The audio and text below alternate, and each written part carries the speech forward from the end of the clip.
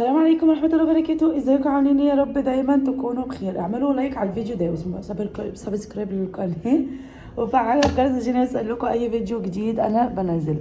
تعالوا النهارده عايزه اتكلم على حاجه مهمه جدا جدا جدا عن ده.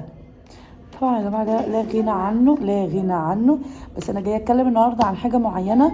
ان انا كان معايا حاله بتسورس قرحه فراش. الحاله يا جماعه كانت حرفيا متنيله بنيله، يعني كانت القرحه واصله والله العظيم واصله لحد العظم. انا شايفه العظمه بتاعت الفخده من كتر القرحه اللي عندها. استخدمنا ايه؟ استخدمنا محلول ملح، استخدمنا جليسرين ماليزي، استخدمنا بيفتراسين. القمر ده عملنا ايه عشان خاطر نبدا ان احنا نعالج الدنيا دي؟ طبعا اخدت وقت معانا شويه.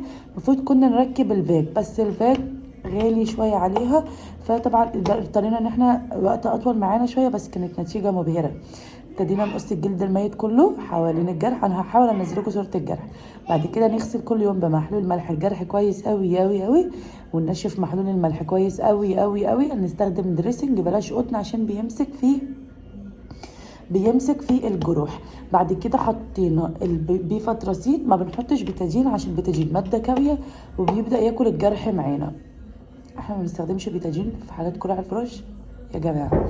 او لو عايزه تحطي بيتاجين تطهري، بعد لما تحطي هتمسكي محلول الملح ترشي على الجرح رشه تاني، بتغسليها من البيتاجين عشان البيتاجين ما يفضلش راقد على الجرح ياكل فيه. وبعد كده بنحط بيفتراسين رشه محترمه كده، الرج كويس والرش رشه محترمه. بعد كده الجليسرين الماليزي. النينجا معانا في الموضوع ده البيفتراسين والجليسرين الماليزي، بيبني انسجه بدل اللي متاكله. بس كده اعملوا لايك على الفيديو ده وسبسكرايب القناه وفعلوا الجرس. وعايزه اقول لكم كمان البيفتراسين ده سعره حاليا بقى ب 83 جنيه. بس حلو قوي قوي قوي. ده مضاد حيوي لاي جرح قدامك. بس طبعا احنا تعالى لو حالة غرز ما بنحطش مضاد حيوي على حالات الغرز، عشان المضادات الاسبريات دي بتاكل الخيط. طبعا ما بنحطش يلا باي.